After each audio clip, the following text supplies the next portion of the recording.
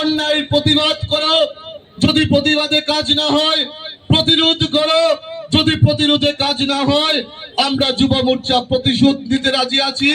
আমরা কিন্তু চুপ করে ঘরে বসে থাকবো না। আমরা দেখছি বিগত কিছুদিন যাবৎ এই রাজ্যের তথাকথিত কিছু বিরোধী দল আমাদের সরকারকে কালিমা লিপ্ত করার চেষ্টা করছে, আমাদের সরকারকে নিয়ে বিভিন্ন বিভ্রান্তমূলক কথা মানুষের কাছে পৌঁছে দেওয়ার চেষ্টা করছে, এই রাজ্যে সাম্প্রদায়িক সুরসুরি দেওয়ার চেষ্টা করছে। আমি প্রত্যেকটা যুব মোর্চার ভাইকে অনুরোধ করব, আমাদেরকে এককট্টা হয়ে এই ষড়যন্ত্রকারীদের বিরুদ্ধে লড়াই করতে হবে এবং এই ষড়যন্ত্রকারীদের মুখে ছামা ঘষে দিতে হবে। আমি আজকের এই যুবযাত্রা থেকে আমি দায়িত্ব নিয়ে বলছি, যারা বিরোধী নেতৃত্বরা আছেন আপনাদের উদ্দেশ্যে বলছি, আপনারা গঠনমূলক বিরোধিতা করুন।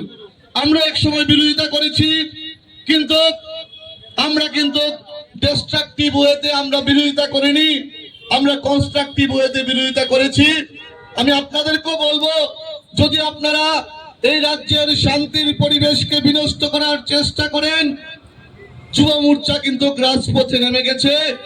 আমরা ডক্টর শ্যামাপ্রসাদ মুখার্জির ভারতীয় জনতা পার্টি করি, উনি বলেছিলেন অন্যায় প্রতিবাদ করো, যদি প্রতিবাদে কাজ না হয় প্রতিরোধ করো, যদি প্রতিরোধে কাজ না হয় আমরা যুব মোর্চা প্রতিশোধ নিতে রাজি আছি। আমরা কিন্তু চুপ করে ঘরে বসে থাকবো না। আমি প্রত্যেকটা যুব ভাই বোনদের কাছে অনুরোধ করব, আসুন এই যুবযাত্রাকে আমরা সার্থক রূপ দেই এবং এই যুবযাত্রার আরেকটা যেই মহৎ উদ্দেশ্য, আমরা এই রাজ্যকে নেশামুক্ত রাজ্যে পরিণত করব। প্রত্যেকটা যুব সমাজের কাছে অনুরোধ করব।